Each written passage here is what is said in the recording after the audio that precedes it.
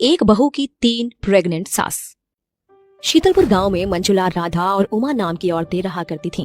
तीनों देवरानी जेठानियों के बीच बहनों से बढ़कर प्यार था। उन तीनों के एक एक बेटे थे। जहां उमा और राधा के बेटे रॉकी और विकी कॉलेज में गुंडागर्दी के लिए मशहूर थे, तो वहीं मंजुला का बेटा राहुल एक होनहार स्टूडेंट था। अबे मेरे फट्टू भाई, तू नर्सरी में नहीं बल्कि कॉलेज में पढ़ रहा है।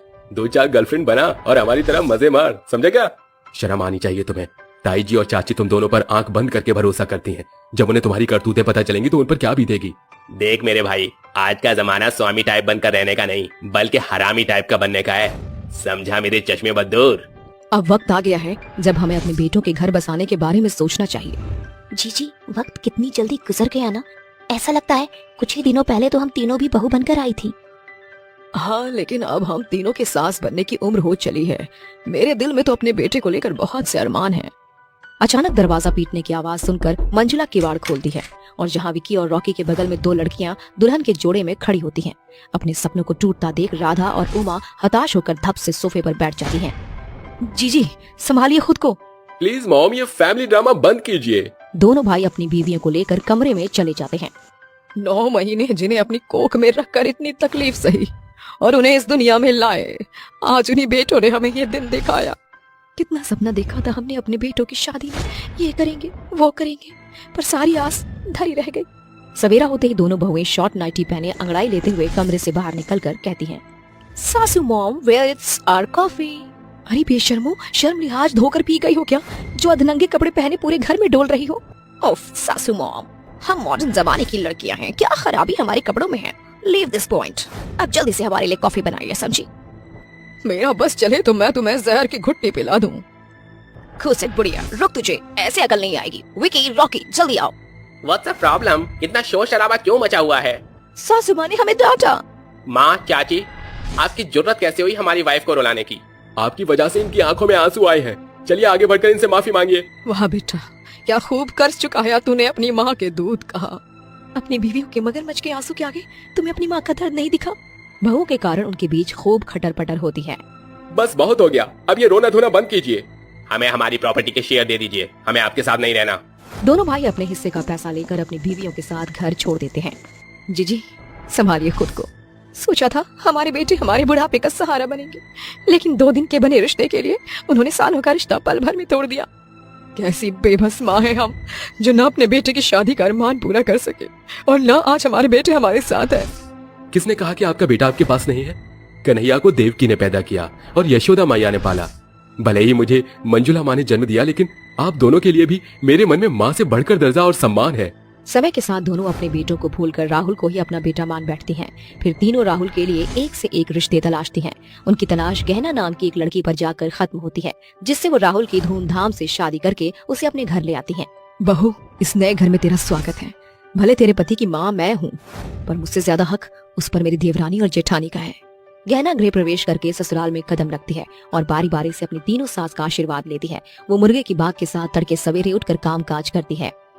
बहू के आ जाने से आज हमारा घर एकदम हीरे की तरह चमक रहा है। मेरी प्यारी सासू माँ, जल्दी से टेबल पर बैठ जाइए, मैंने आप तीनों का मनपसंद खाना बनाया है। तीनों सास खाना खाकर उसकी खूब वाहवाही करती हैं और कोई उसे सोने के कंगन तो कोई उसे रुपयों की भेंट देती है। जब से तू इस घर में बहू बनकर आई है, इस बेजान घर में जैसे जान पड़ गई है। बस अब जल्दी से अपनी तीनों सास को खेलने के लिए खिलौना दे दे।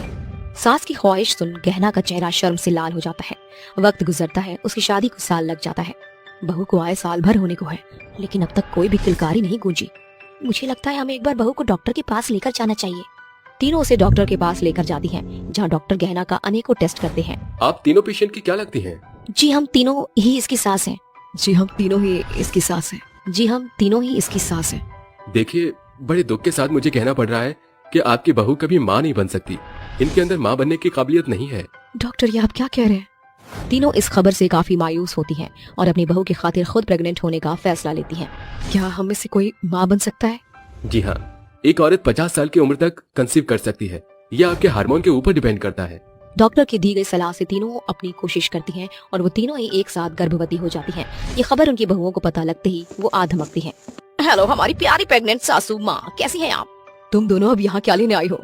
हम अच्छे से जानते हैं कि आपकी बहू गहना कभी माँ नहीं बन सकती, इसलिए आप तीनों प्रेग्नेंट हुई हैं।